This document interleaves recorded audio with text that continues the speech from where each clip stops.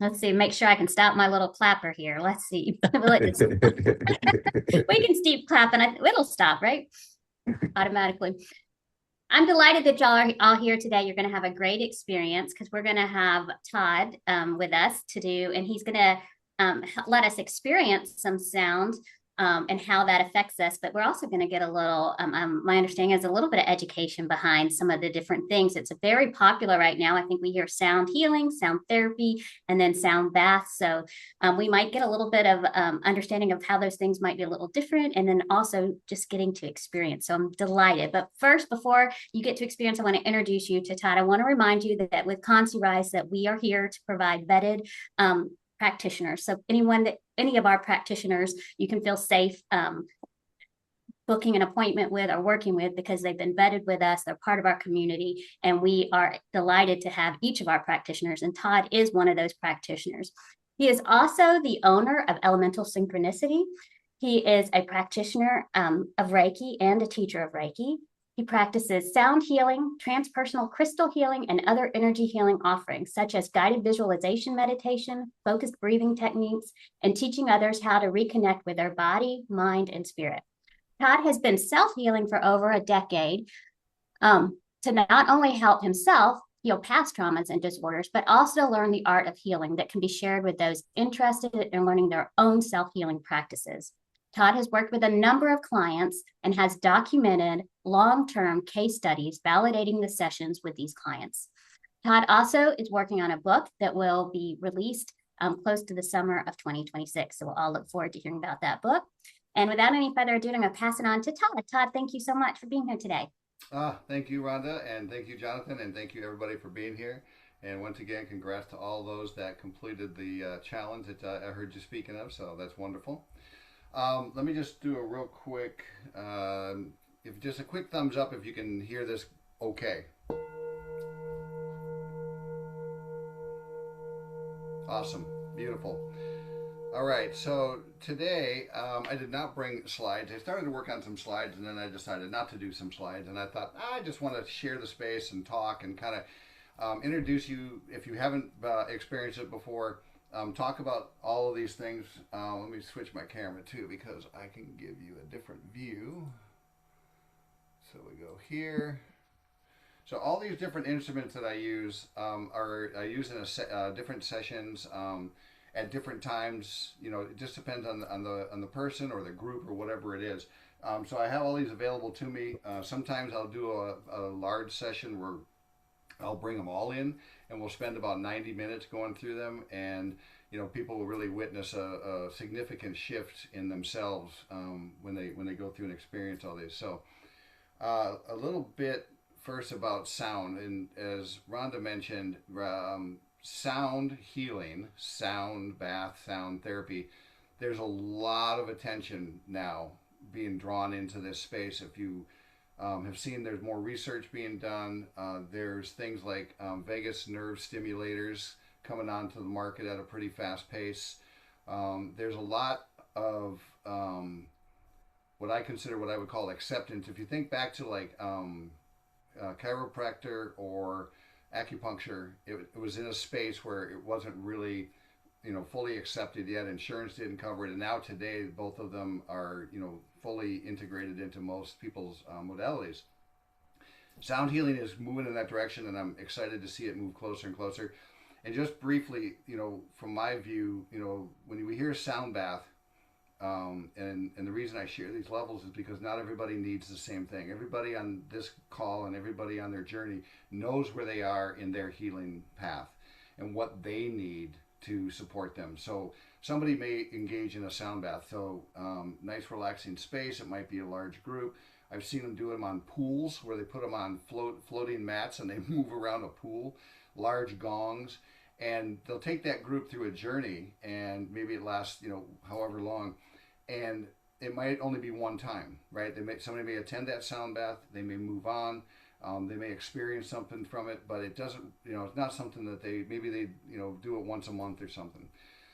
Sound healing is what I have noticed, which is a lot of space that I work in or practice in, is somebody recognizes something, especially during a sound bath, that was like, I want some more of that, or I noticed something being, released in myself, or I recognize something, and maybe they reach out and say, hey, I kind of noticed this during that sound session, and what does that mean? Or maybe I go a little bit deeper, or they've done their own research and they want to, what I call go deeper, right? And then sound therapy is really bringing into things like music therapy. You may have heard. I think Jonathan, we had somebody back when I was doing my sessions in October that was bringing the harp, right? So they're bringing harp into like hospice and end of life areas where the harp is really helping people just kind of relax and kind of become more accepting of what's happening to them. And then again, as I mentioned, the vagus nerve stimulators, if you're unfamiliar with them, there's one that you can actually buy and you put it around your neck and it kind of pulses this area, and then they're actually implanting them into people now, and they're testing them. Now it's early, they're getting mixed results on it, but the whole concept and the reason I share that is, it's the opportunity is for you to find what resonates the most optimal on your journey. And so I'm going to give you a couple of examples of that that we'll talk about. So the first one I want to offer is, and we did this last time we were together, is with all your eyes open, right? So I'm going to hold this bowl, and everybody watching, mallet, so you can see it strike, you can hear the impact, and then you can feel as it starts to, it starts to dissipate. They call it sustain. How long does the bowl sustain? Now, a bowl like this is going to sustain for minutes, up to 5 minutes. In fact, I've had this in a session where I've hit it and I'll go do some other things and I come back and it's still going, still doing its thing over there. So the idea there is we're visualizing it. Okay, so now we do the next exercise, and if you're comfortable, right, it's your choice. Close your eyes, and as I strike this time with your eyes closed, see if you notice a difference. See if you notice something that you maybe weren't expecting. Maybe you feel it somewhere where watching it with your eyes, and maybe you just feel it. So let that go for just a second. And then the third part of that, if you're comfortable, close your eyes, put your hands over your ears, and then see if you notice the vibration coming through your body.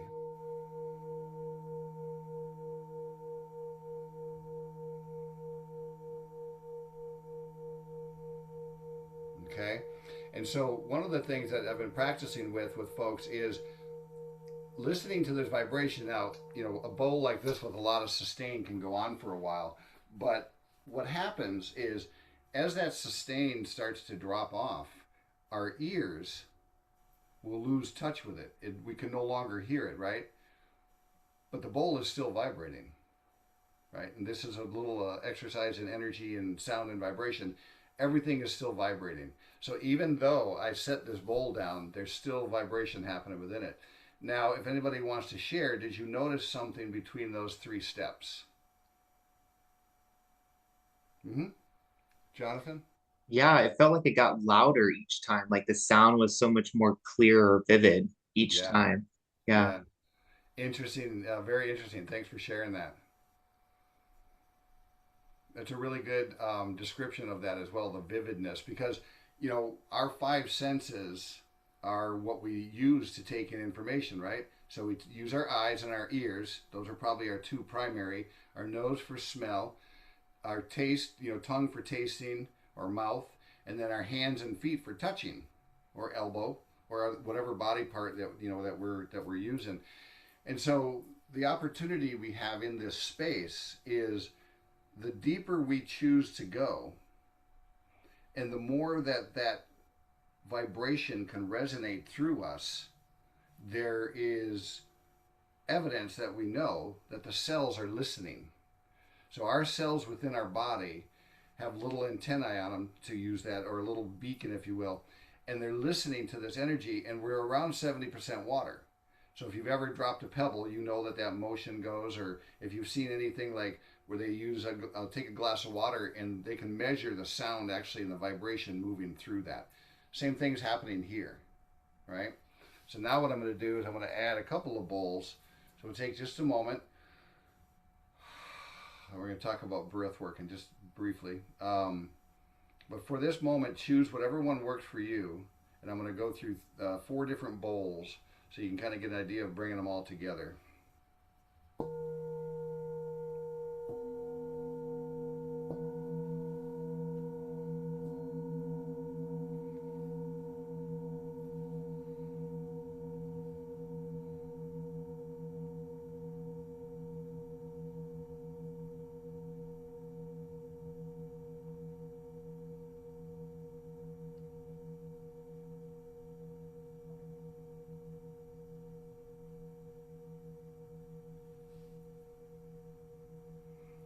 And if you notice, the first bowl is the larger one that I have. The others are a little bit smaller. You can kind of notice which one, keeps on moving and maybe draws your attention to it. So as you heard those 4 together, anything interesting or significant that you noticed different than just a single bowl?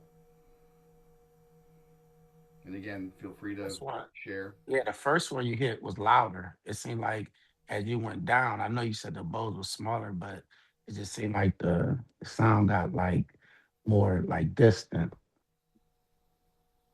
Oh, that's an interesting experience. Let me see if that it's the same. So when I went like this, Yeah. Yeah, it sounded like it like faded out. yeah, well, that's an interesting that you mentioned that because each one is going to be a different note and frequency, right? So this is very deep. Yeah. This one just gets your attention, right? This is the one that I use a lot when I'm first starting a session because this one that you're mentioning, which is this guy right here, right? This is a really deep, low, earthy tone. So it really just resonates deep within like your lower chakras, if you're familiar with the chakras, right? And then, as you mentioned, so like this one's a little bit smaller bowl. So it's going to be a little bit higher. And another interesting thing you mentioned, it also depends on this, right? So you'll notice I have a lot of different mallets here that I work with. You might be able to see them in your view there. So this is wooden. Notice the difference? Oh So this one's yeah. got more of a ting. It's really like bing. And then you can also, like if you take this,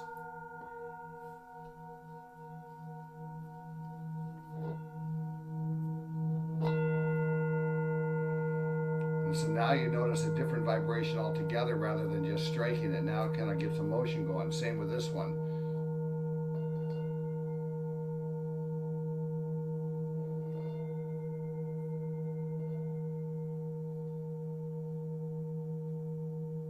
Do you notice the change in the vibration between hitting it, striking it, and then moving around the rim, right?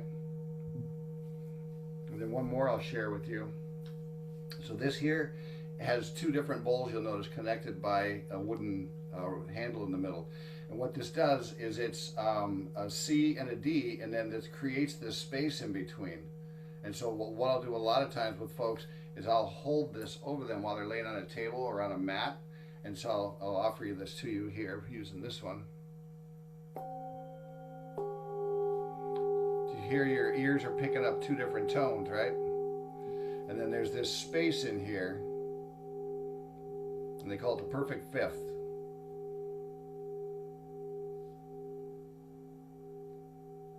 And you may be able to detect that as you're sitting there listening. Now these are Tibetan bowls, Tibetan, brass, the metals that they make them out of, a lot of them copper, and so that's what this particular set is.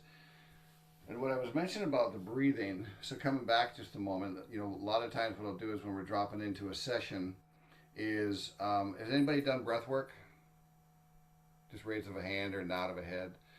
Okay, so I won't go too deep into it, if you're familiar with it, but, what I offer in the space of the breath work, and I've been playing around with this, is when we take our breath in, right before the moment where we exhale, there's this little tiny space that occurs.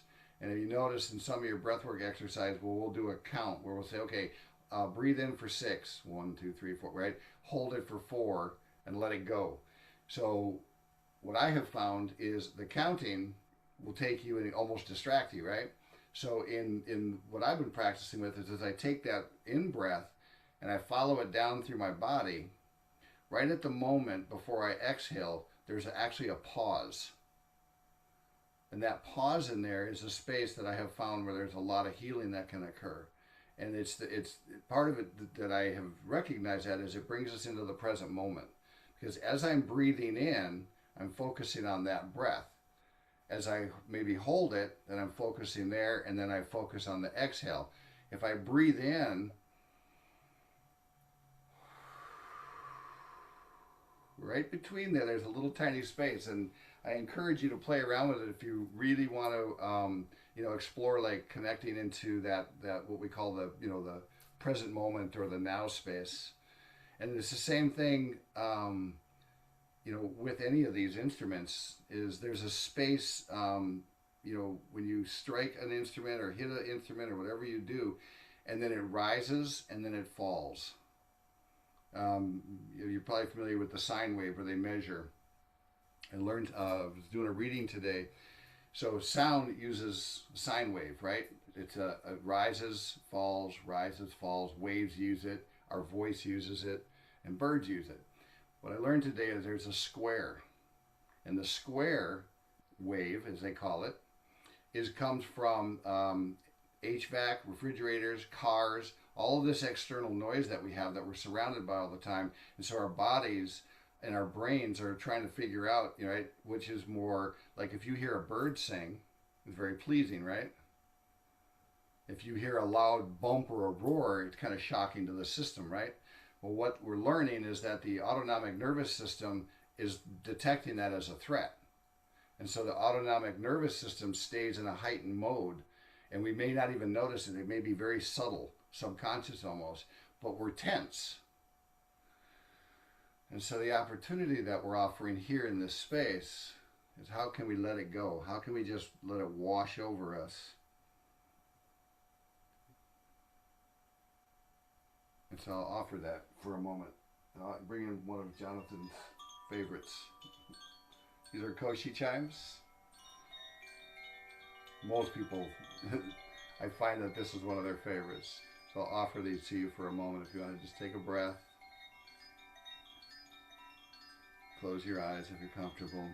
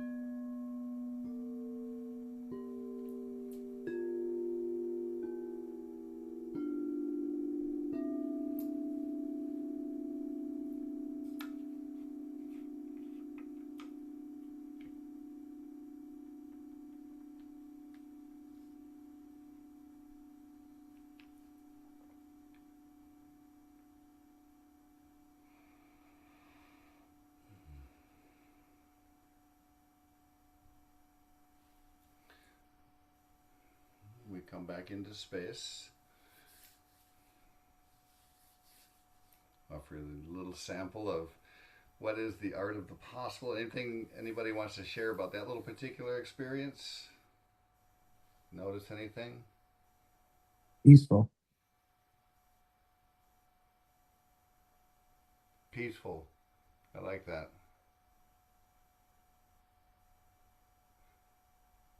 Anything particular stand out when you went through the different instruments that you I definitely noticed? feel What was that? the blend. The blend. You The get an blend? extra sound. So you get the sound. You, yeah.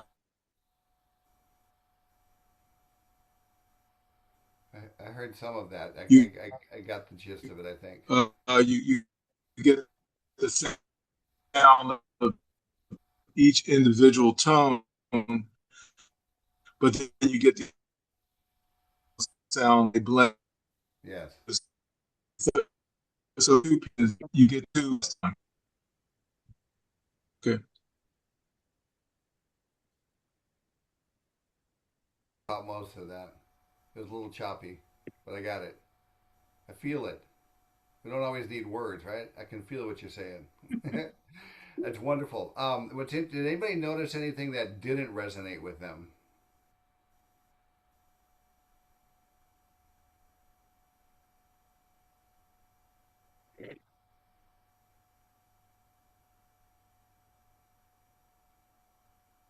Did you have something, Cindy?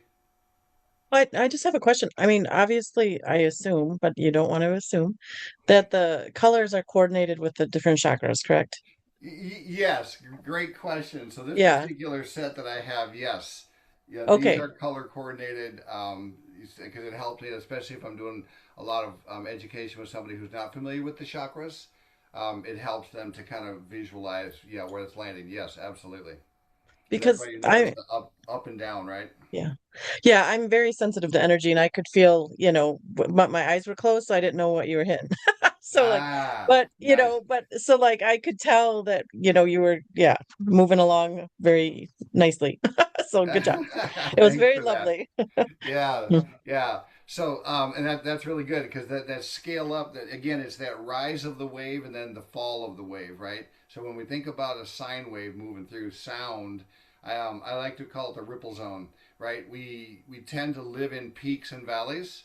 So like we'll peak and have a really like wonderful like you know ecstasy moment, and then we might crash and then be down in this what I call the valley, right? And depends on it could be a lot of different things going on down in there.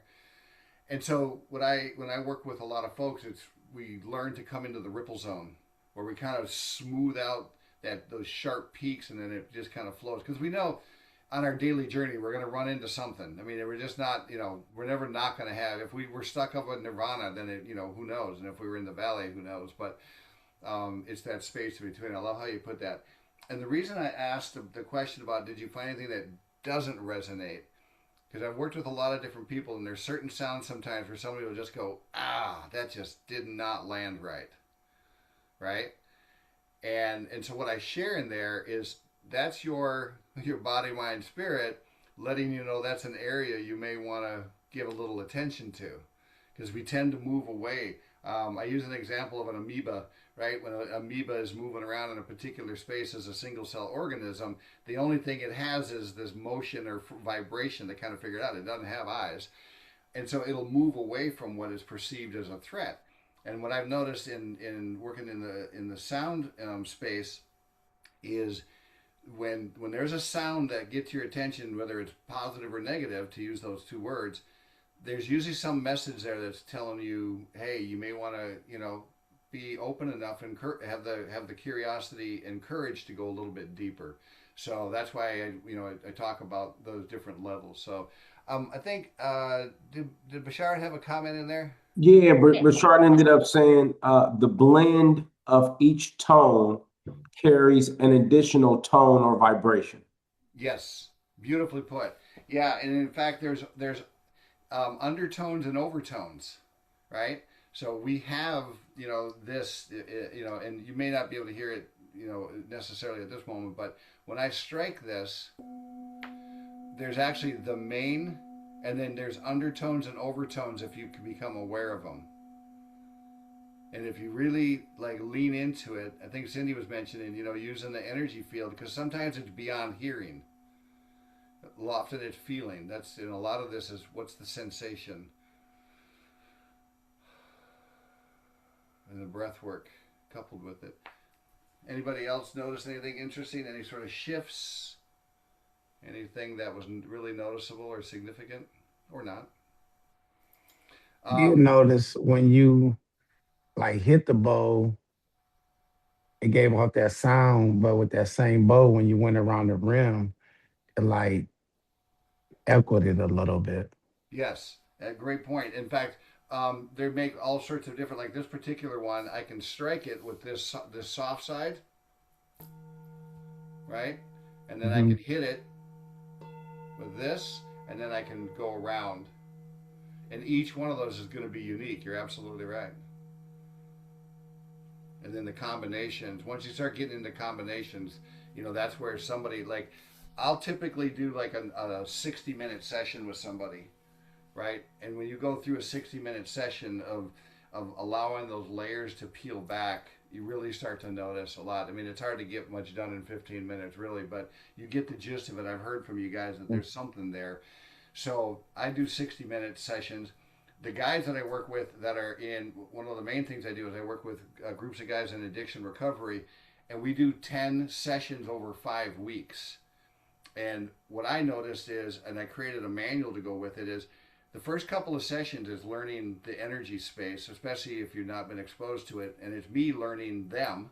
And then by the time you hit the fourth or fifth, there's this shift that occurs, and then through the rest, it's like, it just becomes part of your DNA, so to speak.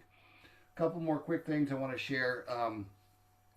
These are real simple. If you ever come across them, like for example, a couple of the guys I noticed when I brought these into the space I was speaking of where they're in addiction recovery, this simple little note or chime, I would do this, and some of them would be like, there'd be this immediate reaction, like, I need one of those right now. And I don't know what it was, but I would say, here, take it. And they would play it, right? Because whatever was happening in that space, that's what they needed. And then this particular one, same thing on the scale.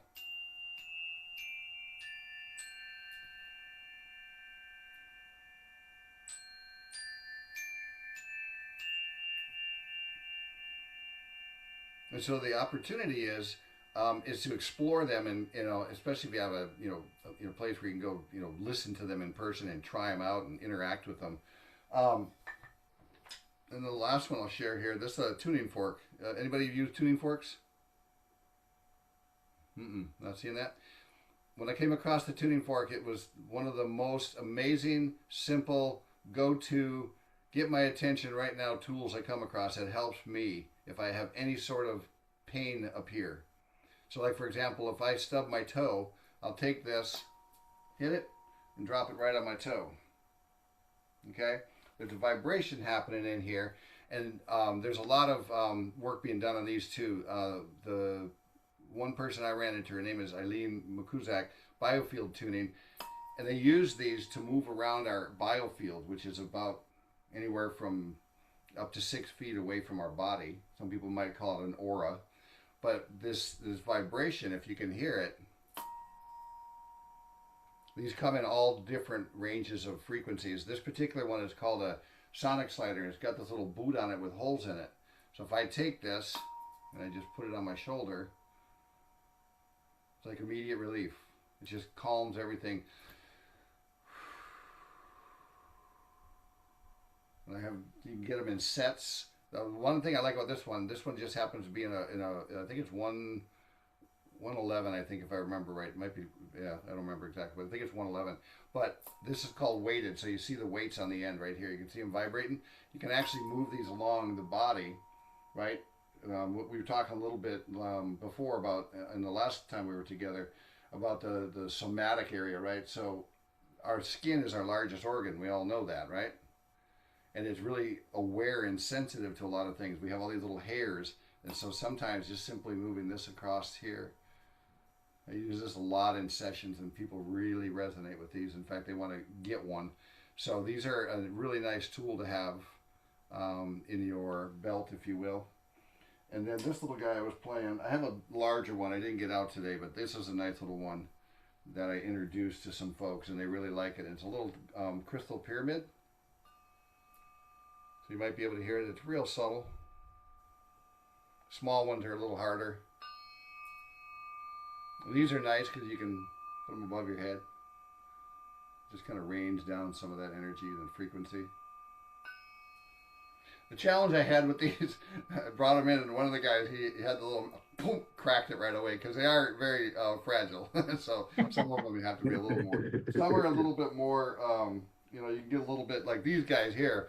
I mean, you can just go to town on these, right? You know, and it's what you're looking for, because some people may just go,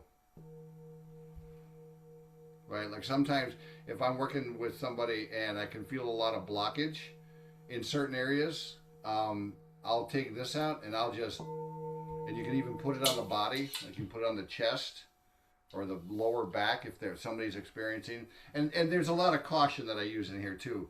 You know, I'm very aware if somebody has, you know, if they're, you know, actively doing like physical therapy or stuff like that, you know, all of this stuff is you know best what works for you, but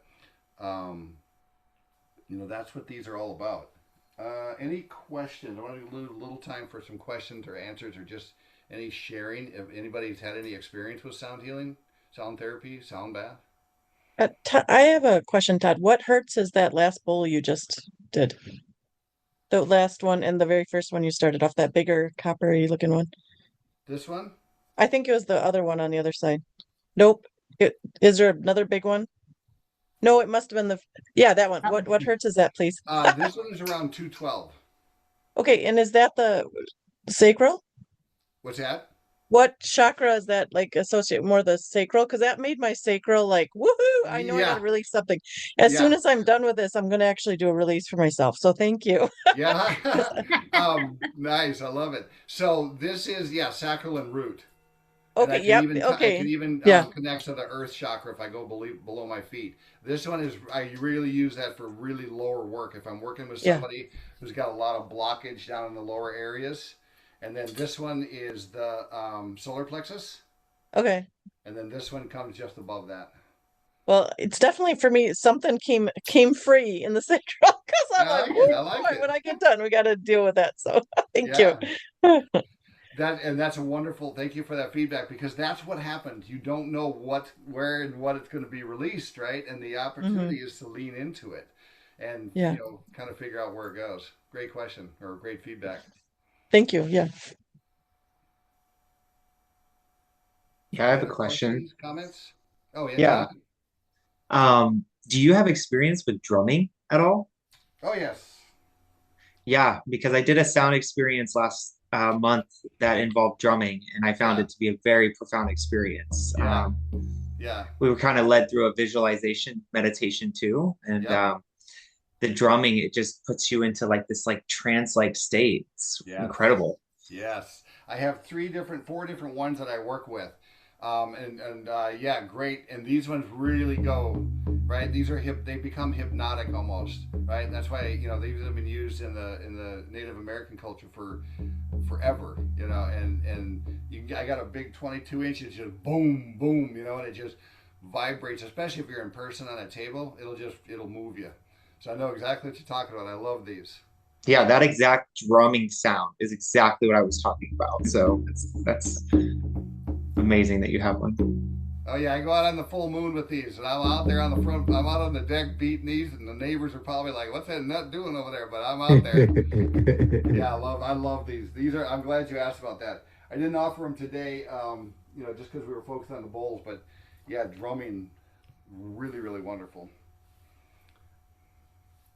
In fact, I've got a guy up in Sacramento. I'm in California, and I'm trying to get a grant together where he'll come down with all the materials. He brings all the skins and the rims and everything, and the guys can actually make their own drum to take with them from all the material.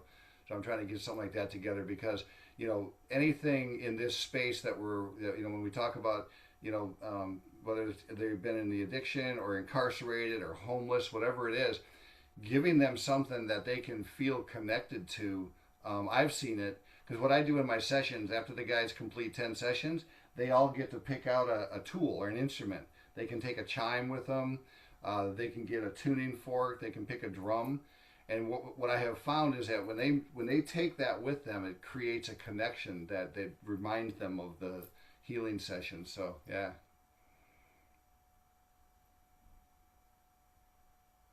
I would say for me, Todd, I almost found it like meditative. I Yes. was kind of for myself going into a meditative state. And I'll just mention even the folks on LinkedIn. I mean on Facebook, we got some people joining us on Facebook that are saying really good job, and they felt also very at peace as well. Ah, nice. Thanks for sharing that. I can't see them, but thank you. Glad they're out there. I can feel them. And I like how you mentioned that meditative. When I offer the classes that I do, some of the folks thought they were sleeping classes, because the guys would talk about going to sleep. And what they were doing is they were going into that meditative state because I could tell, we all know to go into the REM state takes a bit of time. And we usually, so yeah, that meditative state that you mentioned is a really wonderful experience.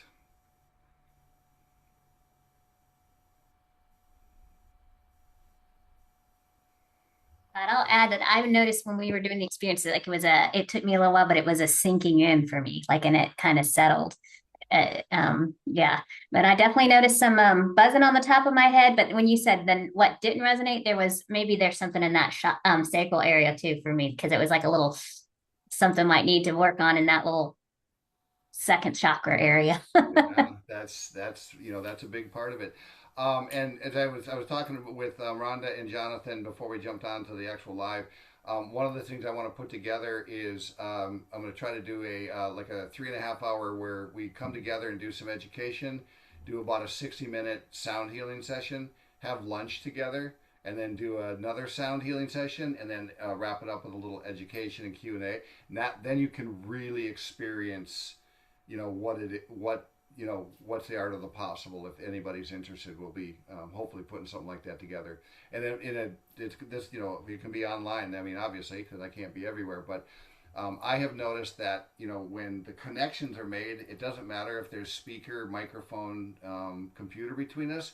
When the vibration and the connection happens, the energy just flows no matter where you're at. So I've worked with people around the world. I had a client down in Australia for a while, and she did it for about a year. And we would meet once a week online, and she got what she needed, reset her for the week, and so I do a lot of that.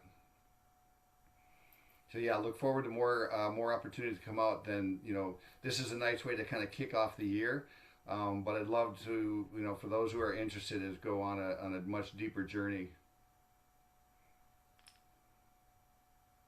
I'm certainly interested. What's that say? Love singing bowls. Oh, thank you. Yeah, thank you for sharing like today. It was lovely. uh, I Definitely. love to, and thank you, Jonathan and Rhonda, for opening up the opportunity to be here because I love, there's so much that we can learn from connecting in this space. It's just, I learn something new every day. That's what I love about it. Yes. Well, I want to thank everyone again for being here today. And I want us to kind of keep the conversation going. So after this session, I'm going to post in the community. It might be not right after this, but by this evening. But I want everyone to kind of think about in our ConsciRise community, how, like Todd was talking about those sound waves that you have the flow ones that are the calm ones that we enjoy, like the birds and the music. But then we also have these distortions a lot of times. So maybe just reflect a little bit this week. And if you have a chance, I'm going to put the question in and you can reply to it in the community. But just notice how you're experiencing sound in your daily life, whether it's resonating with you and helping you, or are you noticing like there's certain maybe sounds that maybe are causing, dysresonance. And so I think that'd just be good for us to start noticing. I know I recently just moved and I was down in the city, and I didn't realize until I moved from the city to a little, I mean, I'm still in a suburb, but how much the sound of the city had been kind of disruptive for me. And it was good. Yeah, it's nice to be in a place where it's a little quieter and to have, sometimes we can control the sounds around us, sometimes we can't. But I also want to before we close out, I wanted to post, oops, that's not the right thing. That's more than I wanted to post. I wanted to post the link to where Todd's nonprofit is, and which is elemental synchronicity. Again, he's told you a little bit that he works with different populations to help them through their healing process. So if you want to learn more about his holistic healing and education center, you can go there and learn from that directly. And of course, he is also a ConsciRise practitioner, so you can book through ConsciRise any sessions with him. And it sounds like he's going to be doing a really wonderful offering that we'll promote as well when it's developed. Would really be interested in doing what you were talking about, Todd, with the longer afternoon session. Yeah. Lunch. Yeah. So if we have no questions, I think we close out, and we'll look forward. Next Sunday, we're taking a slight break, and we'll pick up the next Sunday. Jonathan, remind me, what's the next one? I should have had this. Cindy's. It's Cindy. Yeah, Cindy T. Cindy T. Cindy That's T. right. It's Cindy's with story, and story helps. Story as a way to help you discover your path through storytelling. So, yes. So we look forward to seeing you, not on the 8th, but I believe that would be the 16th. So. Okay. Oh no, that's probably not right. I think 15th. not next Sunday, but the next No, Sunday. the 17th. I know the 17th is a Tuesday. 15th. So I think it would be the 15th. Okay. Yeah, 15th. next week you're taking off because of the Super Bowl. So happy Super Bowl, everyone. Let's go New England. I just want to know, is there a marching band at the Super Bowl? That's what I need to know. There'll be some kind of halftime show that half the people will love and the other half will not like. Definitely. I think it's Bad Bunny. I'll be watching that. Yeah. Thanks, guys. This is lovely. Appreciate Thank you all. y'all so much. I appreciate everybody. Y'all have a good week. Have a good afternoon. All right. Bye.